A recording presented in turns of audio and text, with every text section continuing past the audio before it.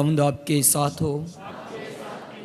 हमारे लिए आज की पाक अंजील मुकद्दस मत्ती के मुताबिक ए खुदावंद तेरी तमजीद हो।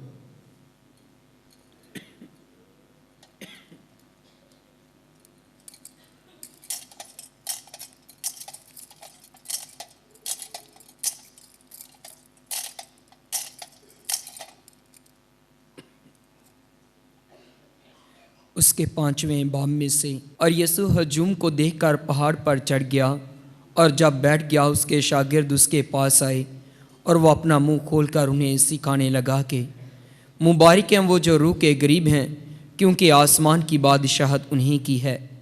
मुबारक हैं वो जो हलीम हैं, क्योंकि वो ज़मीन के वारिस होंगे। मुबारक हैं वो जो गमगीन हैं, क्योंकि वो तसल्ली पाएंगे। मुबारक हैं वो जो रास्ते के भूखे और प्यासे हैं, क्योंकि वो आसूदा होंगे। मुबारक हैं वो जो रहम दिल हैं, क्योंकि उन पर रहम किया जाएगा। मुबारक हैं वो जो पाक दिल हैं, क्योंकि वो खुदा को देखेंगे। मुबारक हैं वो जो सुलह कराते हैं, क्योंकि वो खुदा के फरजंद कहलाएंगे। मुबारक हैं वो जो रास्ते के स्वाब से सताए गए, क्योंकि आसमान की बादशाही उन्हीं की है। मुबारक हो तुम जब मेरे स्वाब से लोग तुम्हें लान तान करें और सताएं और हर तरह की बुरी बातें तुम्हारी निस्बत नाहक कहें। खुश हो और खुशी करो, क्योंकि आसमान पर तुम्हारा अजर बड़ा है, इसलिए कि उन्होंने उन नबियों को जो तुमसे पहले थे इसी तरह सताया। अंजील मुक़द्दस के वसीला से हमारी खताएं मिटाई जाएं। मसीह तेरी सताइश हो। लतूरी तौर पर आम इतवारों में से हम 31वें इतवार की इबादत खुदावंद के हुजूर गुजरानते हैं, और साथ ही साथ ये 31वां इतवार आज 1 नवंबर को खुदावंद के हुजूर मना रहे हैं। और 1 नवंबर कलीसिया के तरफ से तमाम मुक़द्दसीन का दिन है। सबसे पहले ये दिन और ये ईद आपको बहुत बहुत मुबारक हो।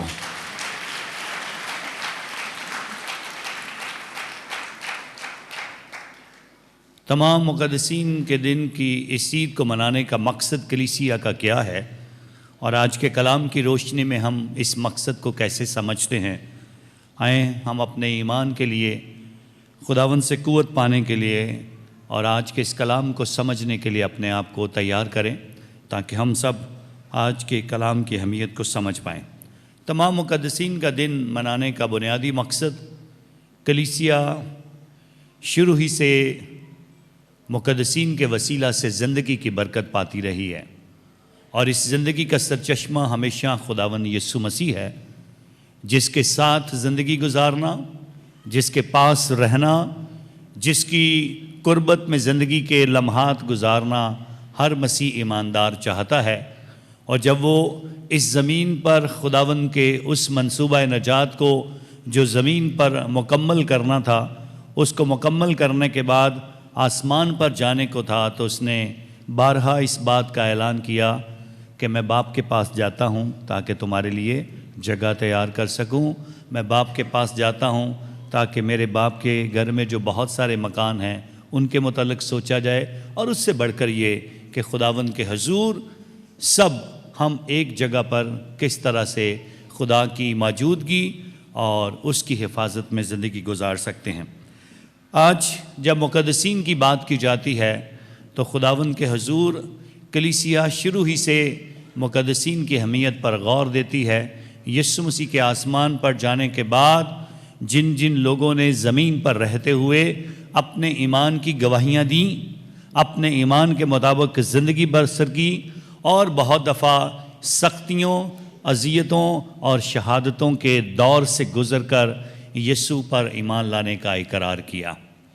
और आज जब मुकाशफा की किताब से 7वें बाब से हमारे लिए पढ़ा जाता है, 1,44,000 का जिक्र किया जाता है। ये 1,44,000 लोग कौन थे?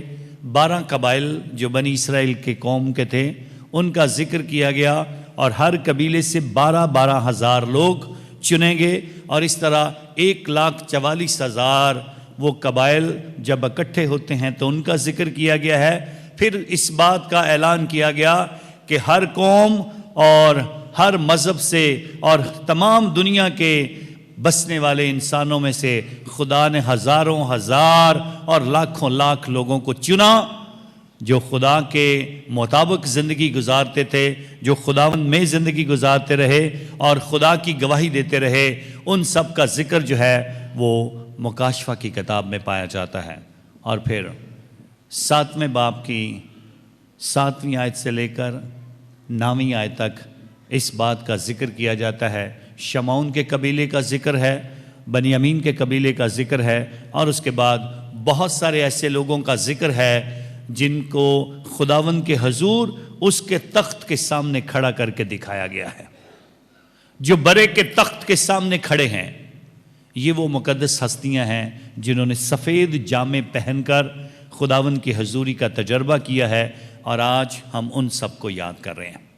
کلیسیا 5ویں صدی میں ہمیں یہ موقع دیتی ہے کہ ہم اس بات پر غور کرنے کی کوشش کریں اور مقدسین کی عید کے حوالے سے اپنے آپ کو مضبوط کریں، اور اس بات پر زور دینے کے لیے میں نے کہا شروع ہی سے کلیسیا ان کا احترام کرتی تھی، شروع سے ہی مقدس ہستیوں کا احترام اور ان کی زندگی کی مثال کو اپنے سامنے رکھا جاتا تھا، لیکن 5ویں صدی میں روم میں ایک گرجا گھر جسے مقدسہ ماں مریم کے نام سے منسوب کیا گیا اور اسے تمام مقدسین کے نام سے بھی اس کا ذکر کیا گیا، اس گرجا گھر کا وجود کیسے مقرر ہوا یہ جاننا بڑا ضروری ہے۔ اس جگہ کو پینتھیون کہتے تھے۔ پینتھیون کیا تھا؟ یہ ایک بہت بڑا گرجا تھا اور گرجا ہے ابھی بھی، لیکن گرجا گھر بنانے سے پہلے یہ ایک بہت بڑی عبادت گاہ تھی جس کے اندر ہر مذہب کا بت رکھا ہوا تھا، اور اس بت کی پوجا کرنے کے لیے لوگ دور دراز سے آتے تھے۔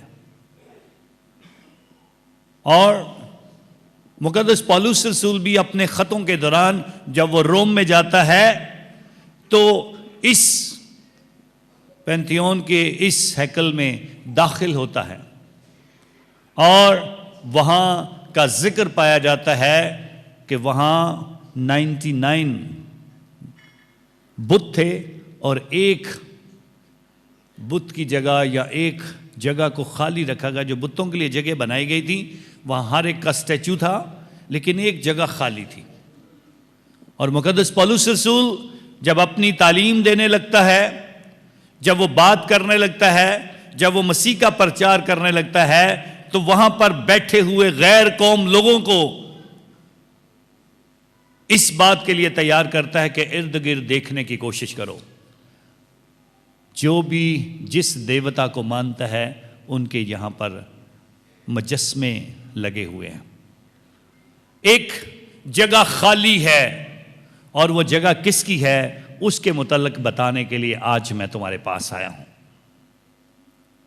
وہ ہستی جو اس ساری کائنات کو بنانے والی ہے، وہ ہستی جس نے سب کچھ خلق کیا ہے، وہ خدا جس نے ہم انسانوں کو تخلیق کیا ہے، وہ خدا جس نے سب کچھ بنایا ہے، اس کا مجسمہ بنانے کی ضرورت نہیں۔ میں اس کے متعلق بتانے کے لیے آیا ہوں کہ یہ جتنے مجسمے دیکھتے ہو، شاید یہ لوگوں میں طاقتور ہونے کی وجہ سے، شاید یہ قد و قامت میں بڑے ہونے کی وجہ سے، انہوں نے زمینی طور پر انسانوں کا طاقت سے مقابلہ کر کے شاید یہ جگہ اور مقام پایا کہ لوگوں نے انہیں خدا ماننا شروع کر دیا، لیکن ان کو بنانے والا بھی وہی ہے جس کے بارے میں تم نہیں جانتے ہو، اور اس کے بارے میں تم سے بات کرتا ہوں۔ 5ویں صدی میں روم میں اسی جگہ کو خدا من یسوع مسیح کے نام کے لیے مخصوص کیا گیا، اسے خدا کی ہیکل قرار دیا گیا، اور مقدسہ ماں مریم کا گرجا گھر اور تمام مقدسین کا گرجا گھر کہہ کر اس کو پکارا گیا، جہاں پر غیر قوم اور مسیح ایماندار، یسوع مسیح پر ایمان لانے والے اور بپتسمہ پانے والے مسیح ایماندار خداوند کے حضور پیش ہوئے، اور اس طرح سے جب یہ گرجا گھر مخصوص ہو گیا تو اس کے بعد کہا گیا یہ کون ہیں جو مقدسین میں شامل ہوں گے؟ یہ سوال کیا جانے لگا کون ہے؟ تو پھر اعلان کیا گیا ہر ایک جو بپتسمہ یافتہ مسیح ہے وہ خدا کے حضور مقدسین کا درجہ پا سکتا ہے۔ اب ہم اگر غور کرنے کی کوشش کریں تو ہم یہ درجہ کیوں نہیں پاتے؟ بہت سارے مقدسین دنیا میں آئے، بہت سارے مقدسین کو کلیسیا نے مقدس قرار دیا، لیکن ہم سب بھی اسی لائن میں کھڑے ہیں جہاں پر ہمیں مقدس قرار دیا جائے۔ ہر بپتسمہ یافتہ مسیح اس قابل ہے کہ وہ مقدس کا اور مقدسین میں شامل ہونے کا درجہ پا سکے، لیکن جب ہم اپنی زندگی پر غور کرتے ہیں تو ہمارے گناہ، ہمارے رویے، ہماری بری باتیں، ہمارے غلطیاں، ہماری خطائیں، ہمارے برے عزائم، برے ارادے اور ہمارے زمین پر رہتے ہوئے جو بری مثالیں ہم دیتے ہیں، اس کی وجہ سے ہم محسوس کرتے ہیں کہ شاید ہم یہ درجہ نہیں پا سکتے ہیں۔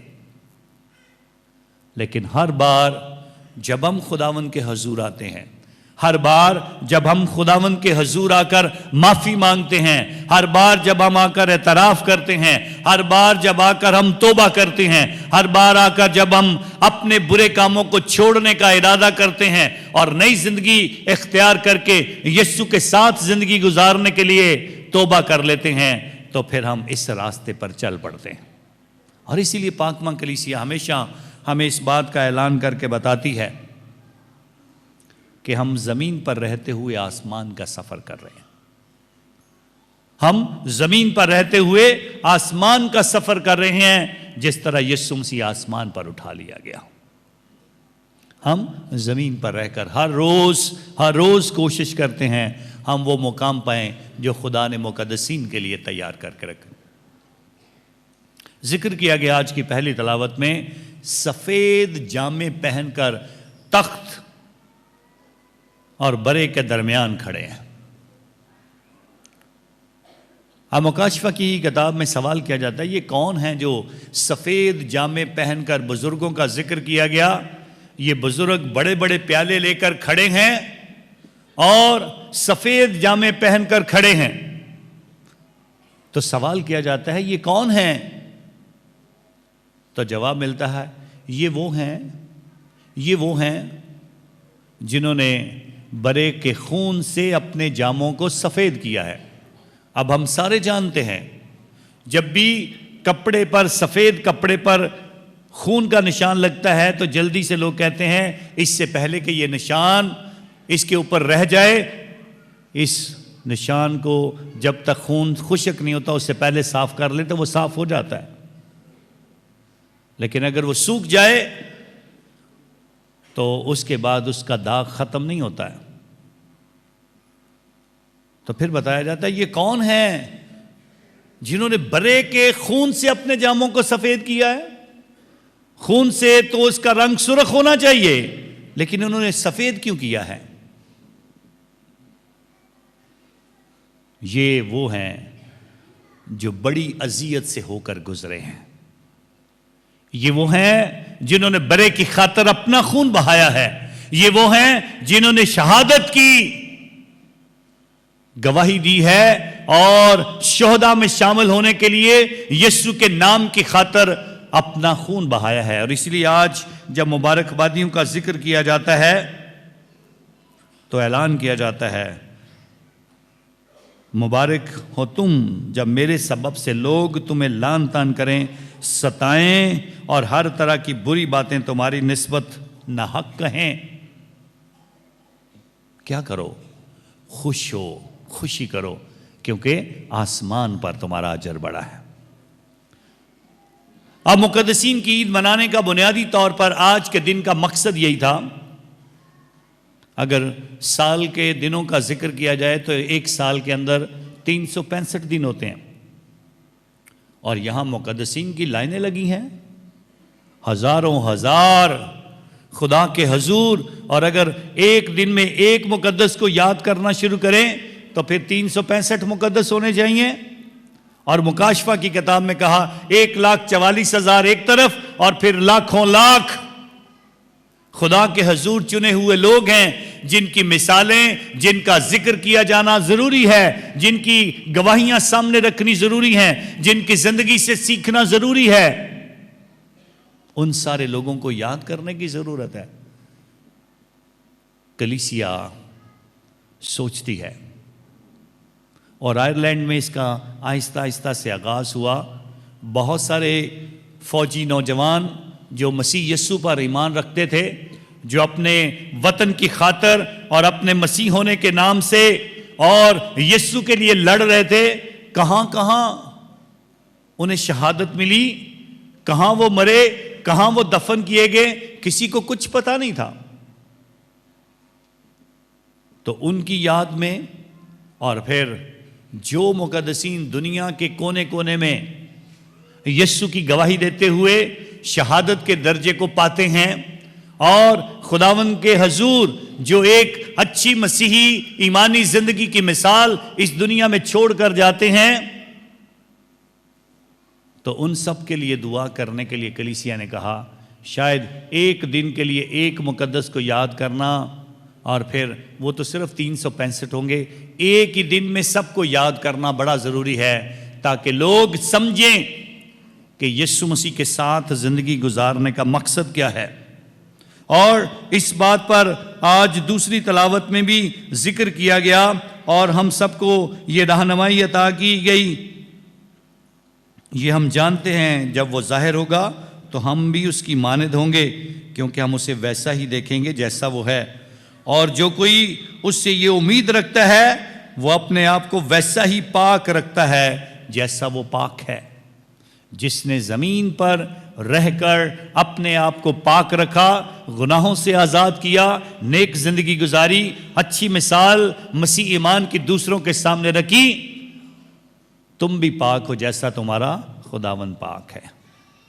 اور اس دنیا میں رہ کر ایک ایسی مسائل قائم کی، ان سب کے لیے خداوند کے حضور یہ زندگی کا یہ مقام، اور پھر کلیسیا سب نیک زندگی گزارنے والوں کو یہ فضل دینا چاہتی ہے اور بتانا چاہتی ہے، رہنمائی دینا چاہتی ہے کہ کیسے زندگی گزارنی ہے۔ لیکن کئی بار حالات اور واقعات ایسے محسوس ہوتے ہیں کہ جیسے ہم اس سے باہر نکل ہی نہیں سکتے ہیں۔ ہمارے اپنی یوحنا آباد کی مثال 15 مارچ 2015 جب آکاش نے یہاں پر دہشت گرد کو باہر روکا، وہ بھاگنا چاہتا، بھاگ سکتا تھا، جب کہ دہشت گرد نے اسے اپنی جیکٹ بھی دکھا دی اور کہا کہ اب میں اندر جاؤں گا، مجھے کوئی روک نہیں سکتا ہے، تو اس نے بڑی بہادری اور دلیری سے کہا یہ ہو نہیں سکتا کہ تو اندر جائے، اس سے پہلے ہی میں تجھے باہر روک لوں گا۔ اگر آکاش آج اپنا خون نہ بہاتا تو شاید ہم میں سے بہت سارے یہاں نہ ہوتے۔ یہ اس کی ایک ایمان کی خوبصورت مثال تھی کہ اس نے اس کو کہا کہ میں روکوں گا تجھے۔ پہلے تو شاید انسانی کمزوری اور میری آنکھیں دھوکہ کھا کر تجھے نہ پہچانتی تو جانے دیتا، لیکن اب میں تجھے اندر نہیں جانے دوں گا جب مجھے پتا ہے کہ تو کیا کرنے والا ہے۔ بہت سارے لوگوں کو شہید کرنے والا ہے، مارنے والا ہے، لیکن ان تک پہنچنے سے پہلے میں یہ شہادت کا درجہ پاؤں گا، میں یہ مقام حاصل کروں گا، میں یسوع کے لیے اپنی جان دوں گا۔ اس کے لیے بہادری کی اور ایمان کی ضرورت ہوتی ہے۔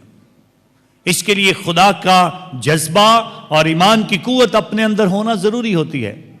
جہاں سب کچھ سامنے نظر آ رہا ہو کہ موت میرے سامنے ہے اور مجھے یہ کہا جا رہا ہے میں موت اور ایمان میں سے چنوں، میں خدا پر ایمان کو چھوڑ دوں یا خدا پر ایمان رکھنے کی خاطر مجھے مرنا بھی پڑے تو مجھے اپنی جان قربان کرنی ہے۔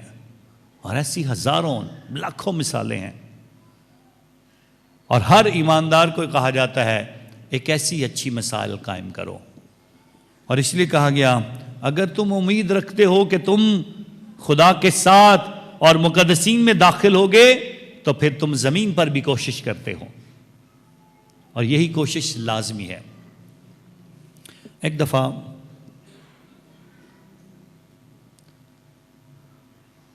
پندرہ فوجیوں کا ایک گروپ اپنے ایک میجر کے ساتھ پہاڑوں پر جہاں پر برف باری، بہت سردی، اس مقام پر ان کی ڈیوٹی لگی کہ 3 مہینے تک ہمیں وہاں پر اپنی ذمہ داری پوری کرنی ہے اور اپنے ملک کی حفاظت کرنی ہے۔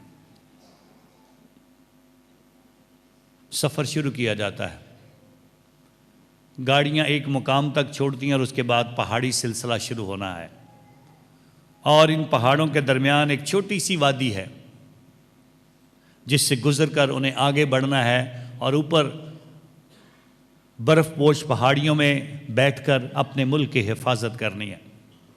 سفر شروع کیا جاتا ہے۔ راستے میں سفر کرتے ہوئے، پیدل چلتے ہوئے نوجوانوں کے دل پریشان ہیں، سردی سے برا حال ہے، ہونٹ اور ہاتھ اور جسم سردی کی وجہ سے کانپ رہے ہیں۔ وادی میں پہنچتے ہیں اور ہر ایک کے دل میں ایک ہی آواز اور ایک ہی شاید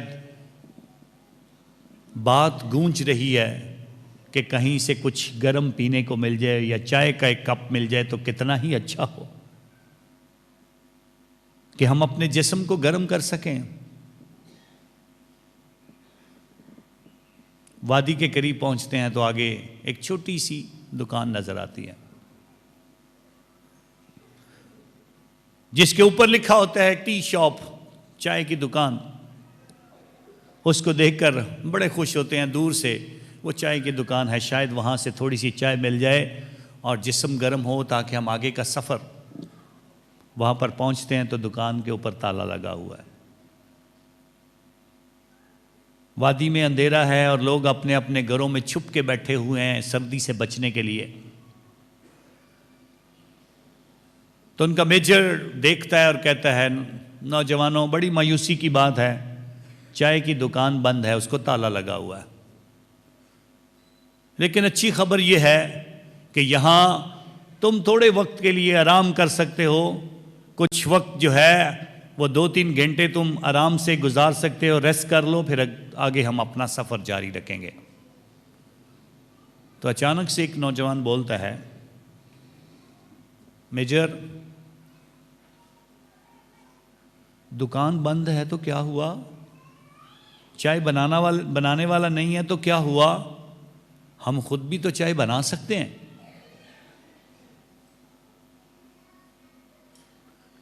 کمانڈر تھوڑی دیر تک سوچتا ہے، جو میجر ہے وہ سوچتا ہے، پھر کہتا ہے کیسے؟ اس نے کہا ہم اس دکان کا تالا توڑتے ہیں اور خود چائے بنا لیتے ہیں۔ تھوڑی دیر سوچنے کے بعد انہیں کہتا ہے یہ اچھی بات نہیں ہے کسی کی دکان توڑنا، ہم اصول پرست لوگ ہیں، ہم کیسی گواہی دیں گے؟ تھوڑی دیر سوچنے کے بعد کہتا ہے ٹھیک ہے تالا توڑ دو۔ وہ تالا توڑتے ہیں، وہاں چائے کا سارا سامان اس کے اندر موجود ہے، بناتے ہیں، بہت سارے بسکٹ اسے انہیں ملتے ہیں، وہ کھاتے ہیں۔ جب جانے لگتے ہیں تو کمانڈر اپنے ساتھیوں کو روکتا ہے اور کہتا ہے سنو، ہم نے اصول توڑا، تالا توڑا، اب ہم میں اور ڈاکوؤں میں فرق کیا رہ گیا؟ چائے ہم نے پی لی ہے، اب اس کو کس طرح سے جسٹیفائی کرو گے، کس طرح سے اس کا موازنہ کرو گے، کس طرح سے اس کو سمجھنے کی کوشش کرو گے؟ کہ چلے ہم ایک کام کر سکتے ہیں، ہم ایک کام کر سکتے ہیں، ڈاکوؤں میں اور ہم میں فرق نظر آئے، ہم جانے سے پہلے یہ 2000 روپیہ جہاں پر چینی رکھی ہوئی ہے اس کے قریب رکھ دیتے ہیں اور دکان کا دروازہ بند کر کے تالا جو ہے اس کے اندر لٹکا دیتے ہیں، چلے جاتے ہیں، اپنا سفر جاری رکھتے ہیں، اپنی منزل تک پہنچتے ہیں، 3 مہینے تک وہاں خدمت کرتے ہیں اور اپنی ذمہ داری پوری کرنے کے بعد جب واپس آ رہے ہوتے ہیں تو دوبارہ سے واپس جب اس وادی میں پہنچتے ہیں تو اس دن دکان کا مالک ایک بزرگ شخص وہاں پر کھڑا ہوتا ہے. وہ اس وادی میں 15 لوگوں کا آنا اپنے لیے بڑا خوش قسمتی کا سامان سمجھتا ہے کہ 15 لوگ آج میری دکان پر چائے پینے کے لیے آئے ہیں، گاہک آئے ہیں. تو ان کو بڑے اچھے طریقے سے خوشی کے ساتھ ملتا ہے، ان کو چائے پیش کرتا ہے، انہیں بسکٹ دیتا ہے. اور جب وہ چائے پی رہے ہیں تو کچھ لوگ اس بزرگ سے باتیں شروع کرتے ہیں، اور باتیں کرتے ہوئے اس سے سوال کرتے ہیں تیری زندگی کیسے گزرتی ہے؟ تو اس نے کہا زندگی خدا کا شکر ہے اچھی گزرتی ہے. میں خدا پر ایمان رکھتا ہوں، وہ ہر روز کچھ نہ کچھ میرے لیے کرتا ہے.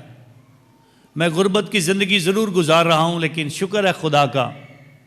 تو ایک نوجوان بولتا ہے کیسے خدا پر ایمان رکھتا ہے جو تجھے تیری غربت سے نہیں نکالتا ہے؟ کیسے خدا پر ایمان رکھتا ہے جو تجھے تیری غربت سے نہیں نکالتا ہے؟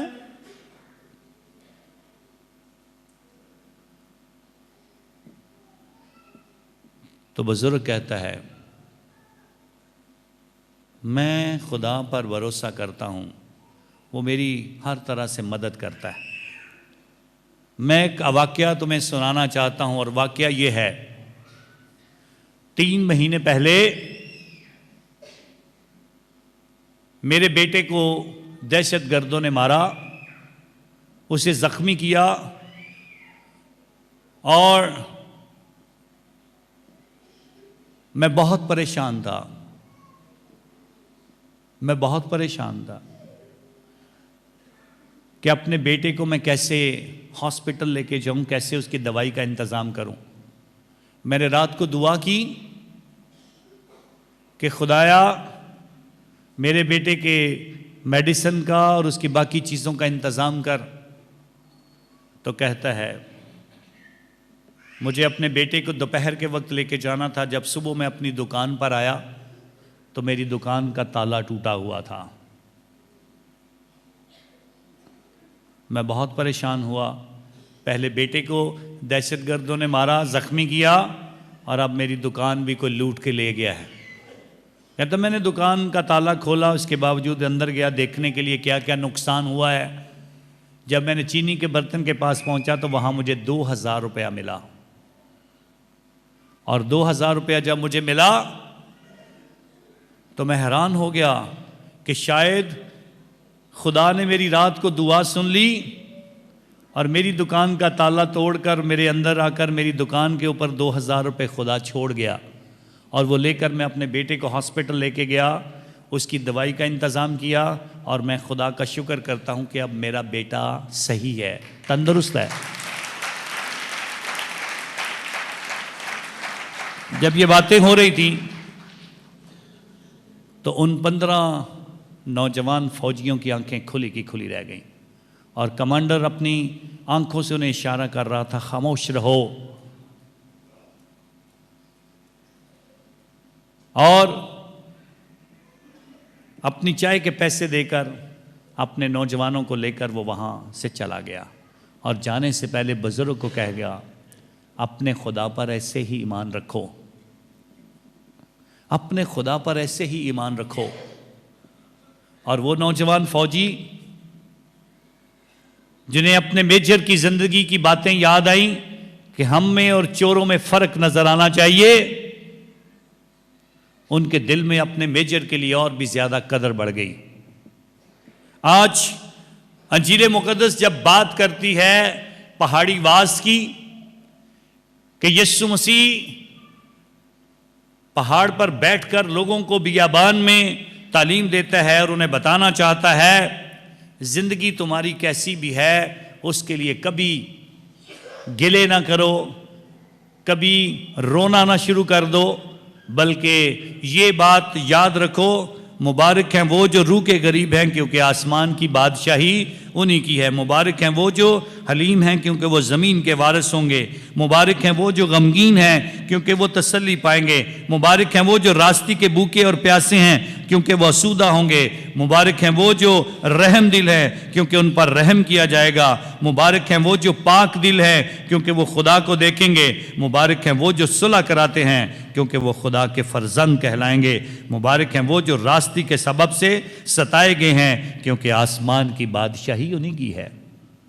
زمین پر رہتے ہوئے جو بھی کمیاں ہیں، وہ چاہے غربت کی ہے، چاہے بھوک کی ہے، چاہے افلاس کی ہے، چاہے سختیاں ہیں، بیماریاں ہیں، تکلیفیں ہیں، مصیبتیں نظر آتی ہیں، ان سب کے لیے خدا نے کہا اگر مقدسین کا درجہ پانا ہے، اگر مبارک کہلایا جانا ہے، اگر خدا کے ساتھ زندگی کا تجربہ کرنا ہے، اگر تم اچھا مقام پانا چاہتے ہو تو اس زمین پر رہتے ہوئے جو کچھ بھی تمہارے پاس ہے اس میں خدا کی رضا کو دیکھنے کی کوشش کرو، اس میں خدا کو پہچاننے کی کوشش کرو، اس میں خدا کے ساتھ زندگی گزارنے کا فضل دیکھو۔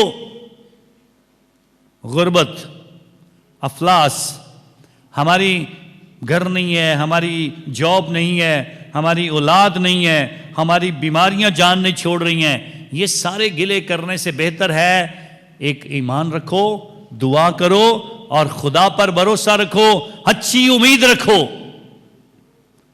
مقدسین دنیا میں ایسے ہی تھے جنہوں نے زمین پر رہتے ہوئے مصیبتوں کا سامنا کیا ہے، جنہوں نے یسوع کی خاطر اپنی زندگیاں تک اور خون تک بہا دیا ہے، پھر یہ مقام پایا ہے۔ ہماری غربت، ہماری پریشانیاں، ہمارا چھوٹا گھر، ہماری چھوٹی جاب، یہ ہمارے لیے ایمان میں رکاوٹ نہیں ہونی چاہیے۔ اور ہمیشہ مقدسین ہی وہ ہستیاں ہیں جنہوں نے زمین پر شاید ایک اعلیٰ اور شاندار زندگی اختیار نہیں کی ہے، بلکہ خداوند کے حضور ہمیشہ اس زندگی کے برے حالات کا تجربہ کر کے آنے والے وقت کے لیے خوشیوں کو دیکھنے کی کوشش کی ہے۔ یہ دیکھنا ہماری زندگی میں ضروری ہے، اس کا تجربہ کرنا ہماری زندگی میں ضروری ہے۔ مقدس اگسٹین خود جب نوجوان تھا، برے حالات میں، بری زندگی میں اور گناہگار ہوتے ہوئے جب اس نے یہ زندگی کا ایک وقت برائی میں گزار لیا تو جب یسوع کو پہچانا تو اس کے بعد یہ ایک ہی بات کی، اے خداوند کتنی دیر گزر گئی تو میں نے تجھے پہچانا ہی نہیں۔ یسوع تجھ تک آنے کے لیے میں نے کتنی دیر کر دی ہے، لیکن اس کے باوجود خدا نے اسے 39 سال کی عمر میں کاہن بنایا، پھر بشپ کے عہدے پر بھی فائز کیا، پھر مقدسین کا درجہ بھی دیا گیا، اس کے بعد ڈاکٹر آف دا چرچ کا بھی درجہ ملا۔ خداوند کے حضور جو نیک زندگیاں گزارتے ہیں ان کی زندگی کی قدر جو ہے وہ مسیح یسوع جانتا ہے، اور یہی بات ہمیں بتانے کی کوشش کی جاتی ہے۔ جس بھی مقام پر ہوں، اپنے مسیح ہونے، بپتسمہ یافتہ ہونے اور پاک اپنے آپ کو کرنے اور مقدسین کے درجے کی طرف دیکھنے اور آسمان ہمارا وطن ہے اس کی طرف ہماری آنکھیں ہمیشہ لگی رہنی چاہیے۔ یہ نیچے نیچے نیچے نیچے آنے اور اس کے بعد ایسے ایسے قبروں میں جانے کی بات نہیں ہے۔ ہمیشہ سر بلندی کے ساتھ عالم بالا کی چیزوں کی تلاش میں رہیں، خدا اور اس کی حضوری اور اس کی معموری کی تلاش میں رہیں۔ جب اس بات کو سمجھ لیں گے تو ہمیں آج کی سیدھ کا مطلب سمجھ آ جائے گا۔ ایک ہی دن میں سارے مقدسین، ایک ہی دن میں چھوٹی بڑی ہستیاں جن سے سیکھا جا سکتا ہے، ایک ہی دن میں ہر ایک